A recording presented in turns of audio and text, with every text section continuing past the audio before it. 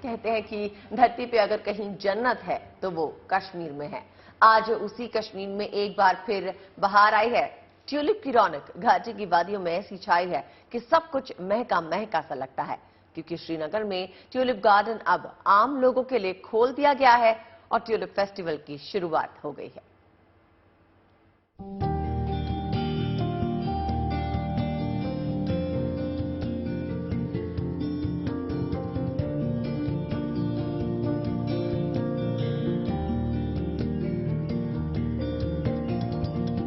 शिद्दत से जिन दिलकश ट्यूलिप फूलों के दीदार का इंतजार सैलानी कर रहे थे, बेपनाह खूबसूरती को समेटे ट्यूलिप के उस मशहूर गार्डन ने अपनी बाहें फैला दी हैं।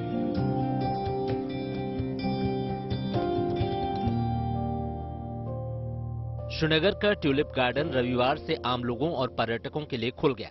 पूरे एक महीने तक पर्यटक श्रीनगर में एशिया के सबसे मशहूर ट्यूलिप गार्डन में ट्यूलिप के रंग बिरंगे फूलों संग वक्त बिता सकते हैं।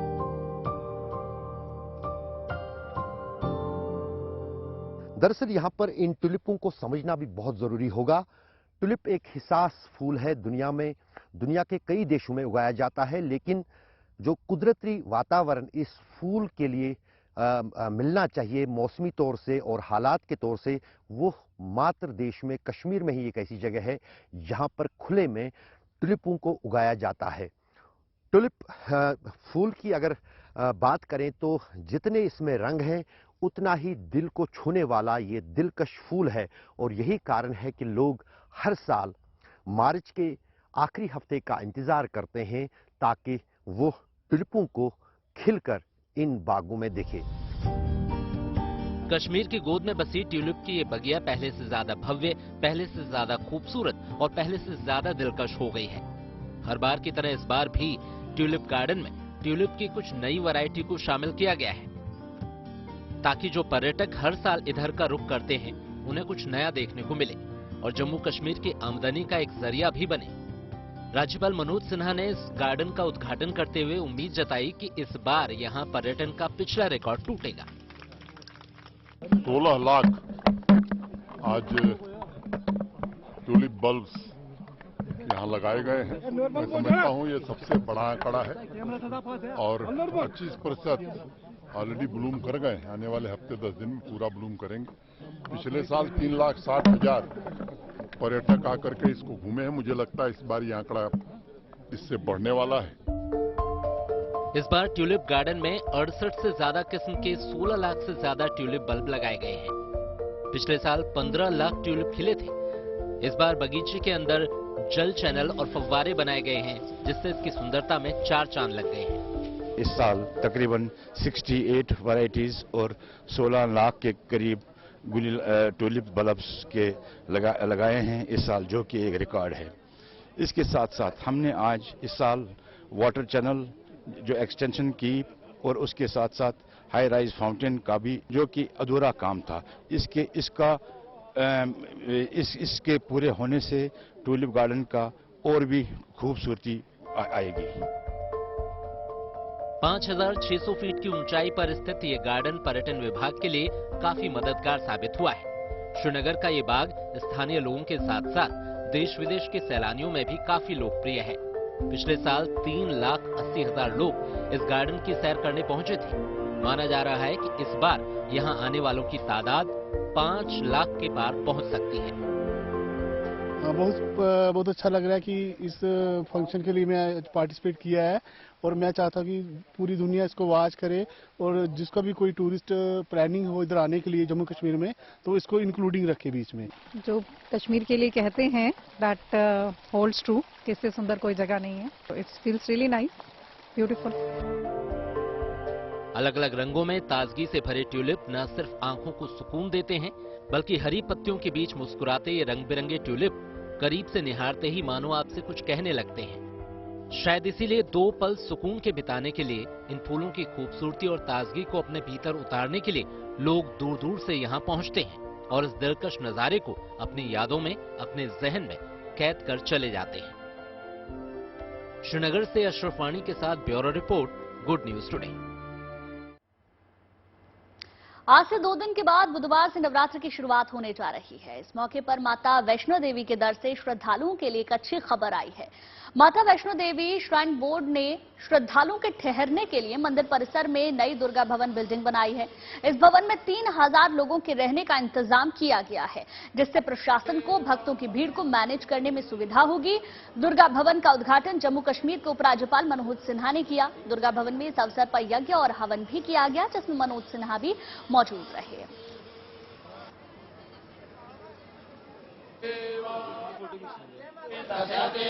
नवरात्रि के महापर्व का शुभ अवसर है और इस मौके पर यहां माता वैष्णो देवी के भवन में यज्ञ हो रहा है। आप देख सकते हैं कि हवन हो रहा है, यज्ञ हो रहा है। दरअसल यहां पर एक नया भवन बनाया गया है, दुर्गा भवन, जिसका उद्घाटन जम्मू कश्मीर के उपराज्यपाल मनोज सिन्हा जी कर रहे हैं। और उद्घाटन से ठीक पहले यहां पर एक हवन हो रहा है, यज्ञ हो रहा है।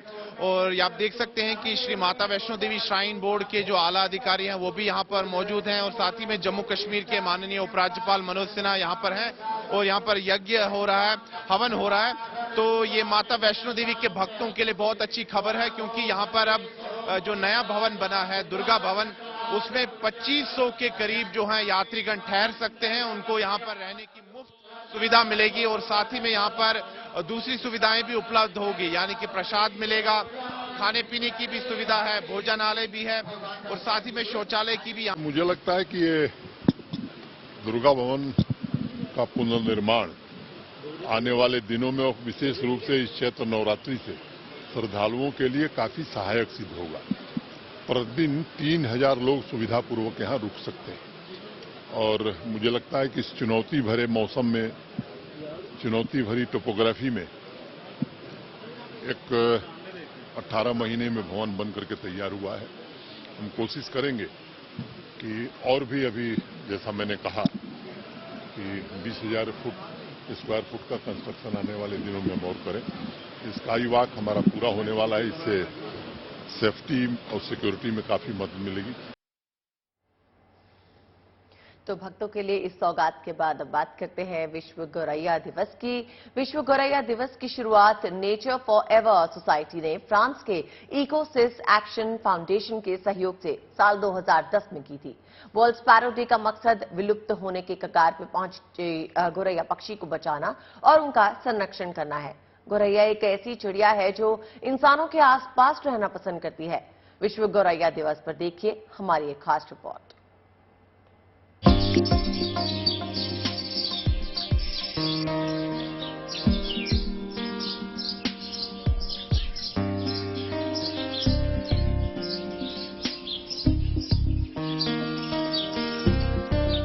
गौरैया की ये चहचहाहट, कलरव और गुंजार कभी हिंदुस्तान के हर घर आंगन को अनायास ही मयस्सर था, लेकिन आज कुदरत की ये अप्रतिम सौगात उन्हीं को मुबारक है जिन्होंने इस नन्ही चिड़िया की नस्ल को बचाने के लिए अपनी जिंदगी समर्पित कर दी है।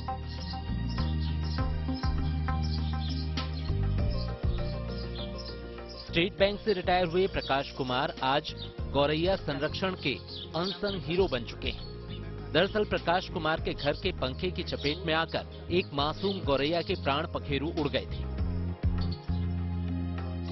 नन्ही चिड़िया की दुखद मौत ने प्रकाश के दिलो दिमाग पर इतना गहरा असर डाला कि उन्होंने गौरैया संरक्षण को अपने जीवन का मकसद बना लिया।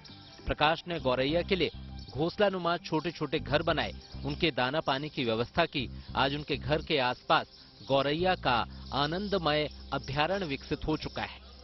मेरे घर में पहले एक चिड़िया जो थी, गौरैया जो थी, पंखे से कट के हादसा हो गया था उसके साथ। उसके बाद से मैंने शेल्टर, एक बर्ड हाउस लगाने शुरू करे और इस समय मेरे यहाँ कम से कम 20-25 बर्ड हाउस लगे हुए हैं, छत पे भी लगे हुए हैं। गौरैया आज विलुप्त होने के कगार पर हैं, लेकिन ऐसे बहुत से पर्यावरण प्रेमी हैं जो इस चिड़िया के कलरव को जीवन का सिलसिला बनाने की मुहिम में जुटे हुए हैं।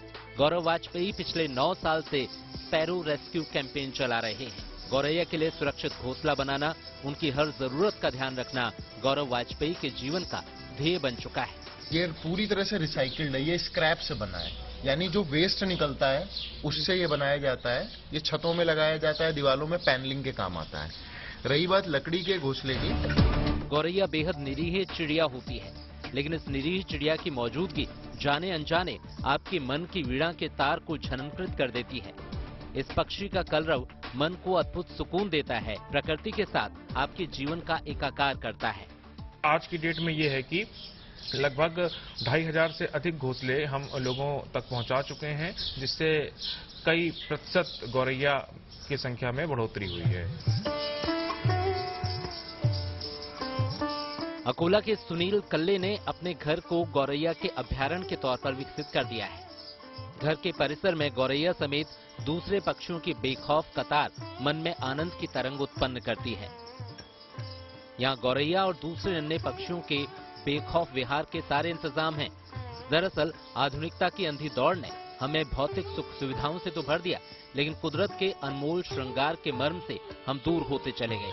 High tension wire, mobile tower, पेड़ों की कटाई और कंक्रीट के जंगलों की वजह से गौरैया हमारी जिंदगी से दूर होती चली गई। शुक्र है कुछ लोग इस पक्षी को बचाने की गुमनाम मुहिम चला रहे हैं। अकोला से धनंजय कुमार के साथ bureau report, good news today.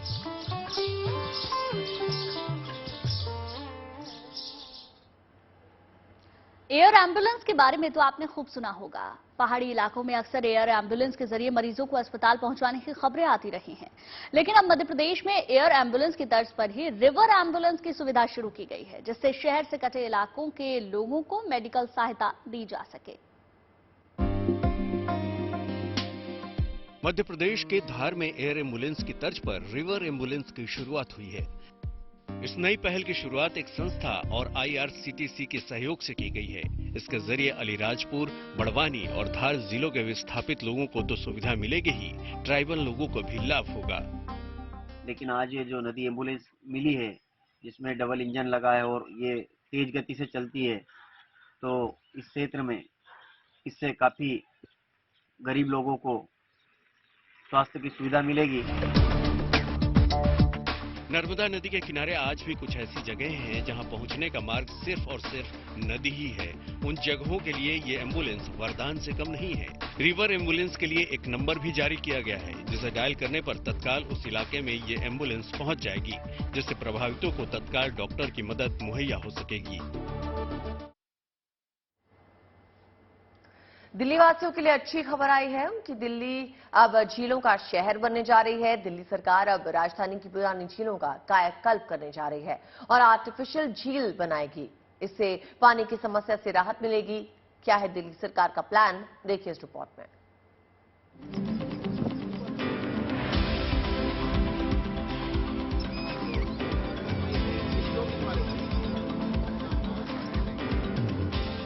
झीलों का शहर बनेगी दिल्ली। 26 झीलों के बनने से पानी की समस्या से निजात पाएगी राजधानी। ये गुड न्यूज दी है दिल्ली सरकार ने। दरअसल दिल्ली में पानी की समस्या से राहत मिले, इसके लिए सरकार इस दिशा में युद्ध स्तर पर काम कर रही है। झीलों का जीर्णोद्धार कर उन्हें नए सिरे से तैयार किया जा रहा है और ग्राउंड वाटर को भी रिचार्ज किया जा रहा है।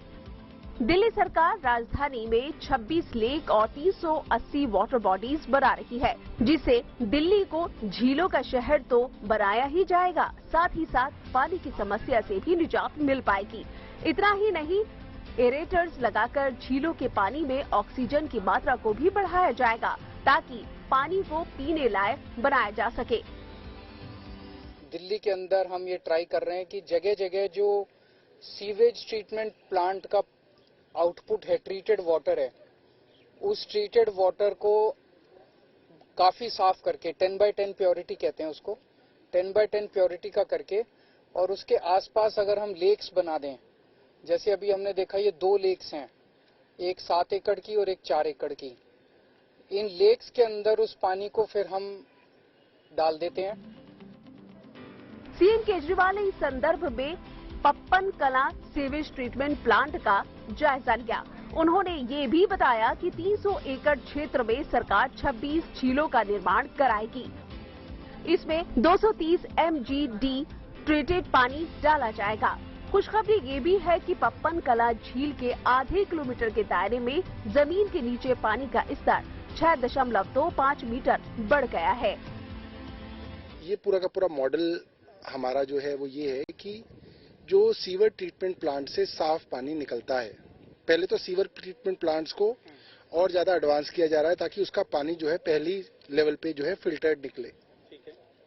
उसको बाद में एरेशन की वजह से और कई फ्लोटिंग वेटलैंड्स से इसका इन सीटू ट्रीटमेंट किया जाता है और इसकी क्वालिटी और बेहतर बनाई जाती है, इसको और ज्यादा स्वच्छ बनाया जाता है। करीबन 1 साल पहले इस प्रोजेक्ट को शुरू किया गया था और दिल्ली जल बोर्ड के सभी अधिकारियों ने बहुत ही मेहनत के साथ इस काम को अंजाम दिया है और 7 एकड़ में ये सामने जो झील आप देख रहे हैं ये पहला प्रोजेक्ट था। उसके बाद जब हम आगे चलेंगे तो 4.5 एकड़ में एक और झील है और आप देख रहे हैं इसके अंदर ये खूबसूरत जो है प्लांट्स लगाए गए हैं और ये मशीनरी जो चल रही है इसके माध्यम से इस झील के अंदर प्लांट्स के माध्यम से ऑक्सीजन छोड़ने का काम भी कर रहे हैं। दिल्ली में इस तरह की कुल 26 झीलें बनाई जा रही हैं, जिसमें से 16 कृत्रिम झीलें हैं। दिल्ली में 10 प्राकृतिक झीलें हैं जिनका पानी पूरी तरह से सूख गया है। वहां अब सिर्फ गड्ढे ही रह गए हैं। दिल्ली सरकार इन झीलों में पानी भरकर उन्हें फिर से एक नया रूप देगी। वहीं कृत्रिम झीलों के अंदर कई वेटलैंड्स बनाए गए हैं। इस वजह से यहाँ कई तरह के पक्षी भी आ रहे हैं। इससे पूरा वातावरण बहुत ही सुंदर हो गया है। दिल्ली के माहौल के अंदर इस तरह का वातावरण मिलना अपने आप में एक बहुत बड़ी उपलब्धि है। आने वाले दिनों में जो नजदीकी आरओ प्लांट है वहां पे ट्यूबवेल के जरिए पानी निकालकर आरओ प्लांट में पहुंचाया जाएगा। उसके बाद उस पानी को संरक्षित किया जाएगा और द्वारका और आसपास की जो इलाके हैं वहां पर पानी की सप्लाई की जाएगी। तो जाहिर सी बात है कि जो तमाम यहाँ पर व्यवस्थाएं हैं वो इस तरफ इशारा कर रही हैं कि दिल्ली में तमाम झीलों को यहाँ पे रिचार्ज करने का काम किया जा रहा है। दिल्ली में एक युवक की बहादुरी ने एक बड़ी वारदात को होने से बचा लिया। दरअसल दिल्ली के शाहदरा इलाके में एक युवक ने पहले तो धारदार हथियार से अपना गला काटने की कोशिश की, फिर पुलिस की पिस्टल से फायर कर इलाके में दहशत फैला दी।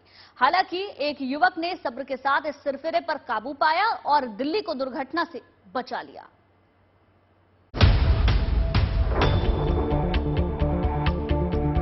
फायरिंग, छिपती पुलिस, इधर उधर भागते लोग, फिर एक युवक की साहस और हिम्मत के चंद लम्हे जिसने दिल्ली के शाहदरा में खून के छींटे रोक दिए। अंकुर नाम के युवक ने, जो सभी की तरह बाजार में अपनी जरूरत के लिहाज से खड़ा था, उसने अपनी सूझबूझ से उस अनहोनी को रोक लिया जो अगले ही पल दिल्ली की सुर्खियां बन जाती। ये शाहदरा का वही नाथू चौक है जहां पर एक 29 साल के शख्स ने अपनी गर्दन रेत ली और उसके बाद पुलिस वाले की पिस्टल छीनकर ओपन फायरिंग कर दी और उसके बाद अंकुर नाम के एक शख्स ने उस पर काबू पाया और उसको अस्पताल पहुंचाया। यही वो जगह, आप मेरे पीछे देखिए, यहाँ आपको एक पिंक बूथ नजर आएगा और यही वो पूरा इलाका है जहाँ से भागता भागता वो शख्स आया और उसके गले से खून भी बह रहा था।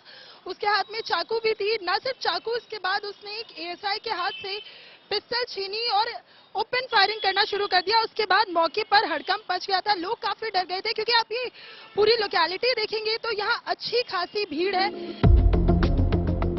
राजधानी दिल्ली के शाहदरा में पड़ने वाले नाथू चौक पर हुई इस वारदात से हर कोई हिल गया। असल में यहाँ कृष्णा शेरवाल नाम के युवक ने पहले तो खुद को धारदार हथियार से जख्मी किया, फिर अचानक ही उसने पुलिस की पिस्टल छीनकर चलाना शुरू कर दिया। इस अंधाधुंध फायरिंग में चली गोलियों से बचने की जुगत में जनता भी दिखाई दी और पुलिस भी।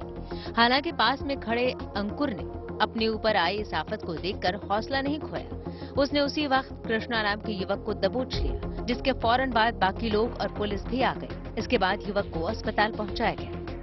ये दुर्घटना हुई थी, मैं जा रहा था कुछ सामान वामान लेने, तो उसने एकदम से भाग दौड़ में ऐसा लगा कि यहाँ कोई फायरिंग वायरिंग, तो उन्होंने सर पुलिस वाले की पिस्टन छीनी मैम और फायरिंग करी। पहले दूसरी फायरिंग करते वो मेरी तरफ आया, तो मैंने उसे समझाने की बहुत कोशिश करी पर वो माना नहीं। उन्होंने जैसे हमला मेरे पे करने फायरिंग करने की स्टार्ट करी, मैंने उसके हाथ से छीन के पिस्टल उसे नीचे गिरा लिया और उसमें मेरा ये फोन भी था, ये डैमेज हो गया पूरा, और उसको मैंने नीचे गिरा दिया। तो सर लोग आगे थे, सब लोग, उन्होंने मुझे मतलब पूरा सपोर्ट करा। उसके बाद उसको पब्लिक ने मारा भी बहुत वहाँ पे। उसके बाद फिर उनसे अस्पताल भी ले गए, एडमिट भी कराया उसे।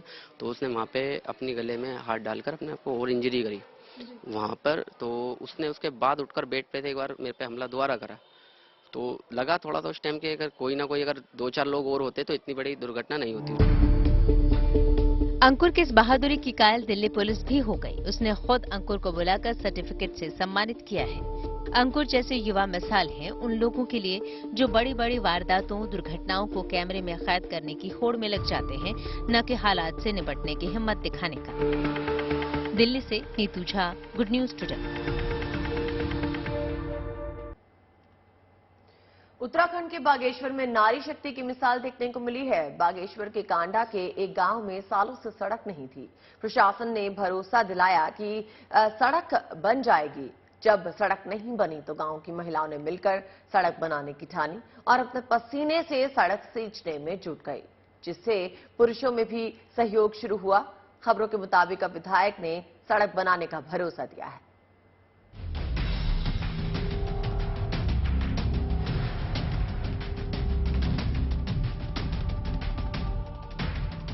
समाज की भलाई के लिए किए जाने वाले सामूहिक कार्य किस तरह किसी इलाके की दशा और दिशा बदल सकते हैं। उत्तराखंड के बागेश्वर में बनाई जा रही ये सड़क इसकी जीती जागती तस्वीर है।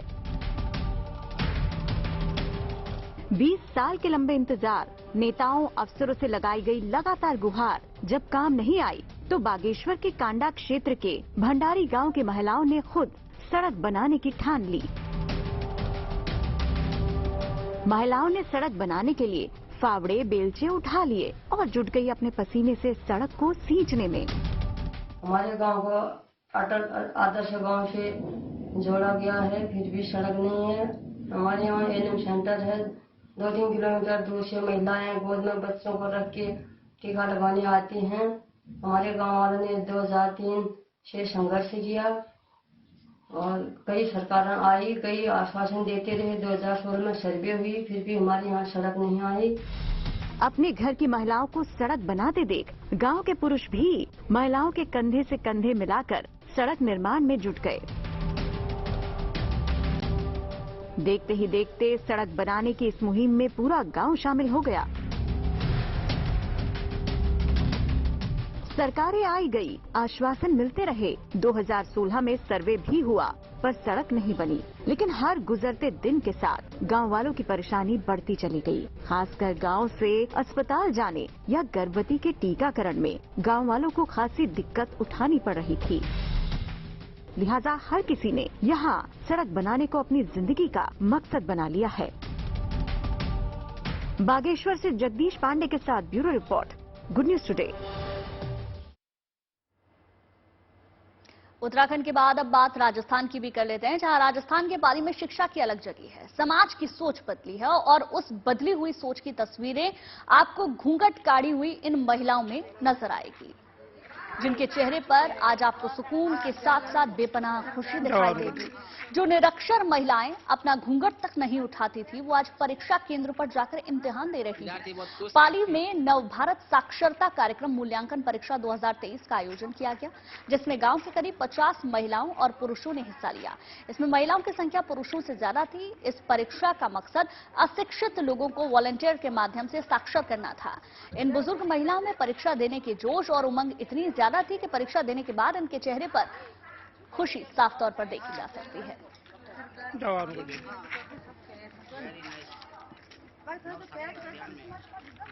अब आपको बता दें, जेल को आमतौर पर अपराधियों का स्थायी ठिकाना माना जाता है, लेकिन जेल का असली मकसद सिर्फ अपराधियों को कैद में रखना नहीं, बल्कि उनकी जिंदगी में सुधार लाना भी है। इसलिए जेल को सुधार गृह भी कहते हैं। लखीमपुर जिला जेल ने इसी बात को ध्यान में रखते हुए कैदियों के लिए 3 दिवसीय राम कथा का आयोजन किया। इस राम कथा ने कैदियों के दिलो दिमाग पे बहुत सकारात्मक असर डाला है। देखिए इस रिपोर्ट में।